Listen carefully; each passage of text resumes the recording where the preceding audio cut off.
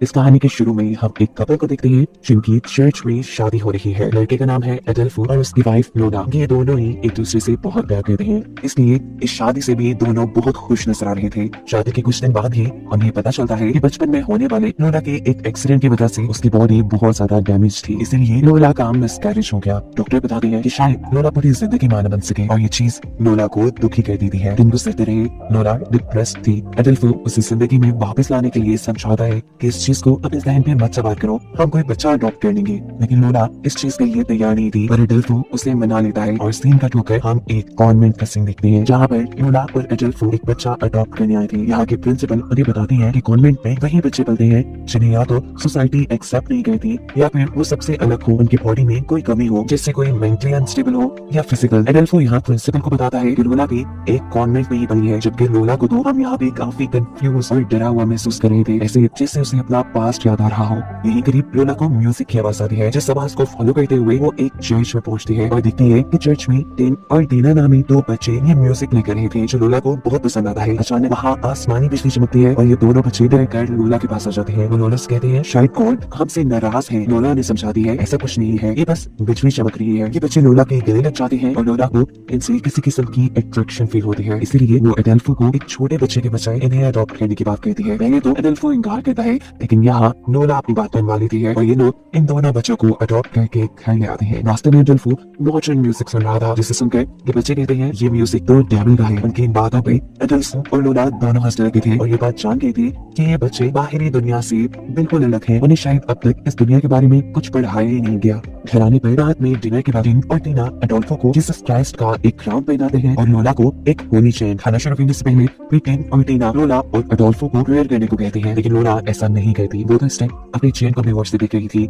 ऐसा लग रहा था कि जैसे वो इन चीजों को ना मानती हो। अब जब लोना रात में इन दोनों को रूम में सुलाने के लिए जाती है तो वो दिखती है कि टिन और टीना के सामान में बहुत सी बाइबल और होली क्रॉस रखी है। तीनों टीना क्रिश्चियन थे और उनका मानना था कि ये क्रॉस पूरे घर में लगा देने से डेविल उनके घर नहीं आएगा। लोना उनकी बातों को इग्नोर कर खुद सोने चली जाती है। जब वो सुबह उठी तो उसने देखा कि बच्चे पहले ही उठ चुके थे। लोना उन्हें नाश्ता देती है और टेबल पर टिन और टीना लोना को बताते हैं कि वो जीसस को देख सकते हैं। सिर्फ यही नहीं, अगर लोना चाहे तो वो लोना को भी दिखा सकते हैं। ये बात कहते ही टीना उठकर टिन के मुंह को एक शॉपर से बांध देती है, जिन्हें देखकर लोना घबरा जाती है। टिन बिल्कुल मरने ही वाला था और उस टाइम पर वो लोना के पीछे इशारा करते हुए कहता है कि मैं जीसस को देख चुका हूँ, और यहाँ टिन उन्हें छोड़ देती है। इससे पहले कि लोना उनसे इस बारे में कोई बात कर पाती, ये लोग मस्ती शुरू कर देते हैं और लोना उनकी इस हरकत को भूल जाती है। अगले दिन इन दोनों बच्चों का स्कूल एडमिशन हो जाता है। स्कूल के पहले ही दिन एक बच्चा इनको बहुत बुली करता है, बहुत तंग करता है। वो इन्हें ड्रैकुला कहकर चिढ़ाता है, लेकिन इनको तो पता ही नहीं था कि ड्रैकुला कौन थे। वो ये सारी बातें आकर लोना को बताते हैं। लोना उन्हें समझाती है कोई बात नहीं, ऐसे परेशान नहीं होते, आप लोग यहाँ के सभी लोगों से थोड़ा अलग हो, इसीलिए आप लोग को एडजस्ट करने में, लोगों के साथ घिलने मिलने में, ये दुनिया देखने में थोड़ा टाइम लगेगा। जहाँ लोना उन्हें बताती है कि मैं भी आपकी तरह थी, मैं भी सब बच्चों से अलग थी, क्योंकि मेरे पास एक पाँव नहीं है। मैंने अपने इस पाँव और अपने मॉम डैड को बचपन में ही एक कार एक्सीडेंट में खो दिया। मुझे भी दुनिया ने बहुत मुश्किल से एक्सेप्ट किया। टिन और टीना उसके बाद ही समझ भी जाते हैं। रात होने पर लोना दिखती है कि उसके पूरे घर में क्रॉसिफिक्स लगे थे, यानी जीसस के क्रॉस, और ये चीजें लोना को परेशान कर देती है। वो एडल्फो से बात कहती है और कहती है कि मुझे बच्चे बहुत ज्यादा ही रिलीजियस लगते हैं। एडल्फो जवाब में कहता है सारी सी बात है, कॉन्वेंट में पढ़े हैं तो रिलीजियस तो होंगे ना। लोना अब जब उन्हें सुनाने जाते हैं तो ये लोग लोना के साथ खेलने लग जाते हैं। खेलते खेलते अचानक वो लोना के मुंह के ऊपर एक शॉपर डाल देते हैं, बिल्कुल ऐसे ही जैसे कुछ दिन पहले टीना ने टिन के मुंह पर डाला था। लोना बिल्कुल मरने वाली थी, लेकिन वक्त पे यहाँ एडल्फो आ गया। वो इन दोनों बच्चों को डांट कर यहाँ से ले जाता है। वो जब अपने रूम में बैठी थी तो यहाँ पर दोनों बच्चे आकर उससे माफी मांगते हैं और कहते हैं कि हमें ऐसा नहीं करना चाहिए था, हमें इसकी सजा मिलनी चाहिए, लेकिन लोना कोई भी सजा देने से मना कर देती है। यहाँ हम देखते हैं कि लोना के पास जो लोना का डॉग था वो इन दोनों को देखकर हमेशा से भौंकने लग जाता था। इस टाइम भी वो यहाँ से जाने के लिए लोना के हाथ में बाइट करके अपने आप को छुड़वा कर भाग जाता है। पता नहीं क्यों वो इन बच्चों से डरता था। अब इन बच्चों ने तो यहाँ ये नोटिस किया कि डॉग ने लोना को काटा है, तो इसका मतलब उसने एक गुनाह किया है, जिसकी सजा तो उन्हें मिलनी चाहिए थी। रात होने पर सबके सोने के बाद ये दोनों बच्चे डॉग के खाने के अंदर स्लीपिंग पिल्स मिला देते हैं। डॉग के सोने के बाद वो उसे खींचकर घर के अंदर लेके आते हैं, जिसके बाद ये दोनों मिलकर उस डॉग को काट देते हैं। उसका दिल बाहर निकाल कर उसके दिल को साफ करते हैं और फिर दिल वापस अंदर रखकर उसे दोबारा सिलाई कर देते हैं। जिसके बाद उन्होंने इस डॉग को उठाने की बहुत कोशिश की, लेकिन ये डॉग उठा ही नहीं। इनके मुताबिक तीनों ने ऐसा करके डॉग के दिल को प्योर कर दिया था। सुबह जब लोला की आंख खुली तो उसे अपना डॉग कहीं नहीं नजर आया। जब लॉन्च में आई तो उसने डॉग को इतनी अजीब हालत में पाया। यहाँ बच्चे बड़ी मासूमियत से कहते हैं कि हम इसे उठाने की कोशिश कर रहे हैं और ये उठ ही नहीं रहा। टिन और टीना को भी अपनी गलती का एहसास हो चुका था और उन्हें ये भी पता चल गया था कि अब एडल्फो और लोला उनसे नाराज है, इसलिए वो दोनों से माफी मांगते हैं। लोला शायद उन्हें माफ करने के लिए तैयार नहीं थी। अब एडल्फो ने समझाता है, लोला देखो वो बच्चे हैं, उनको सही गलत सिखाना हमारा काम है, अभी के लिए तुम उन्हें माफ कर दो।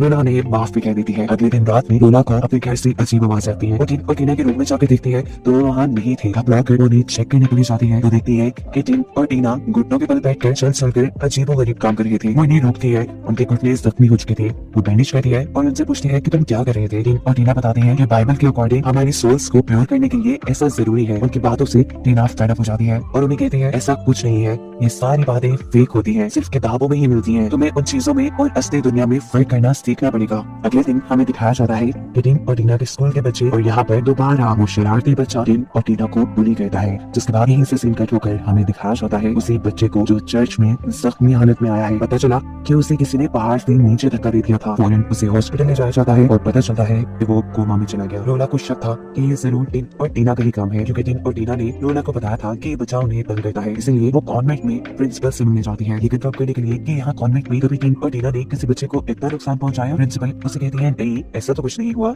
जिसके बाद लोला घर आ जाती है। घर आने पे अच्छी तरह से उसकी तबीयत खराब हो रही थी, उसे चक्कर आ रहे थे। डॉक्टर के पास जाने पे पता चलता है कि वो प्रेग्नेंट हो गई है। इतनी बड़ी खुशियों से मिल जाएगी उसे यकीन ही नहीं था। लोला के साथ साथ एडल्फो भी बहुत खुश था। उसकी जिंदगी ने जैसे एक नया मोड़ ले लिया था। अब वो खुश रहने लगी थी और टिन और टीना भी उससे ज्यादा तंग नहीं कहते थे। काफी वक्त ऐसे ही गुजर जाता है और एक दिन लोला को टिन और टीना की बाइबल में से दो ड्राइंग्स मिलती है। एक ड्राइंग में उन्होंने ड्रॉ किया था कि उन्होंने लोला के डॉग के साथ क्या किया और दूसरी ड्राइंग में उन्होंने उस शरारती बच्चे को पहाड़ से गिरते हुए ड्रॉ किया था। और इस बात से लोला को कंफर्म हो गया था कि उस बच्चे के साथ जो भी हुआ है उसके पीछे टिन और टीना है। वो उस बच्चे की मॉम को फोन करके उनसे उस बच्चे के बारे में पूछती है तो पता चलता है कि वो बच्चा मर गया है, जो सुन लोला को बहुत बड़ा धक्का लगता है। इसके बाद वो टिन और टीना की सारी रिलीजियस चीजों को एक बॉक्स में बंद कर देती है और कहती है कि आज के बाद यहाँ रिलीजन से मुतालिक कोई बात नहीं होगी। इसके बाद वो सोने चली गई। सुबह उठी तो उसने देखा कि उसके सारे बाल कटे हुए थे और वो ये बात जानती थी कि ये काम भी टिन और टीना ने किया है। लोला अब इन दोनों बच्चों से डरने लगी थी। वो अडोल्फो को भी छुट्टियां लेकर उसी के साथ रहने को कहती है, जो कि उसकी कंडीशन भी ठीक नहीं। लेकिन यहाँ पे अडोल्फो से कहता है तुम ज्यादा ही सोच रही हो, ये भी तो हो सकता है कि तुम्हारे जो बाल झड़े हैं ये प्रेगनेंसी की वजह से हो। वो अब लोला के साथ साथ टिन और टीना को भी समझाता है कि तुम्हें एक दूसरे की केयर करनी होगी, तुम लोग की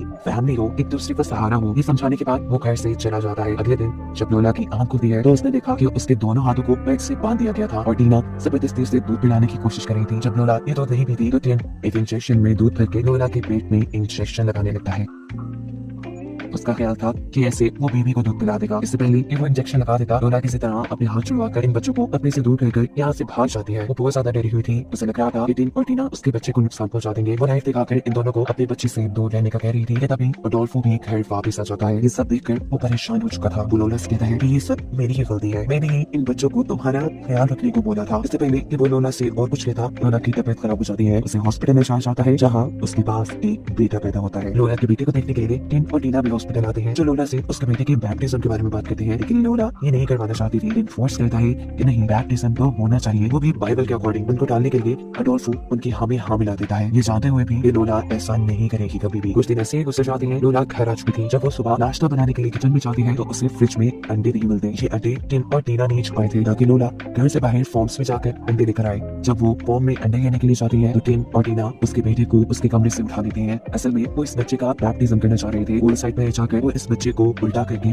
पानी में डुबा देते हैं। ऐसा करने से ये बच्चा मर भी जाता, लेकिन वक्त पे हाँ लोला आकर उसे पानी से निकाल लेती है, उसे बचा लेती है। लोला इन दोनों से तंग आ चुकी थी और अब वो इन दोनों को वापस कॉन्वेंट में छोड़ देती है। जिसके बाद रात डिनर साथ भी करते हैं और यहाँ लोला अडोल्फो से कहते हैं कि वो भी जॉब करना चाहती है, इसीलिए अडोल्फो को भी घर की जिम्मेदारियों में हाथ बढ़ाना होगा। यहाँ उनकी थोड़ी नोक-झोंक हो जाती है। घर आने पर अडोल्फो नोटिस करता है कि लोला अपसेट है। वो उसे अपसेट नहीं देख सकता था क्योंकि वो उससे बहुत प्यार करता था। वो उसे कहता है तुम परेशान ना हो, मैं सब देख लूंगा और अपने बेटे का भी ख्याल रखूंगा। ये कहने के बाद अब ये लोग मूवी देखने के लिए जैसे ही टीवी ऑन करते हैं तो उनके टीवी पे सिग्नल्स नहीं आ रहे थे, जिसे देखने के लिए अडोल्फो छत पे चला जाता है और उसके छत पे जाने के बाद लोला के घर की लाइट्स ब्लिंक करने लग जाती है। और इससे पहले लोला कुछ समझ पाती, लोला को बाहर अजीब सी रोशनी दिखाई देती है। बाहर जाने पर अडोल्फो जल रहा था। अडोल्फो बचने के लिए घर के अंदर भागता है, लेकिन ज्यादा जलने की वजह से वो वहीं मर जाता है। लोला को कुछ समझ नहीं आती। वो सबसे पहले अपने बच्चे को बचाने के लिए जब उसके रूम में जाती है तो उसका बेटा भी वहाँ नहीं था। इससे वो बहुत घबरा गई और तभी उसे म्यूजिक की आवाज सुनाई देती है जो टिन और टीना चर्च में बजा रहे थे। उसे लगा कि उसके बच्चे बच्चे को भी इन दोनों ने मार दिया है, लेकिन तभी उसे अपने बेटे के रोने की आवाज सुनाई देती है। बाथरूम का दरवाजा खोलने पे उसका बेटा वहीं था, जिसे उठाकर वो घर से बाहर आ जाती है और बाहर आते ही बेहोश हो जाती है। उसे होश हॉस्पिटल में आया था, जहाँ डॉक्टर्स के मुताबिक लोला की अब दिमागी हालत ठीक नहीं रही थी। उसे बताया गया कि उसकी दिमागी हालत ठीक न होने की वजह से अब वो अपने बच्चे को नहीं पाल पाएगी।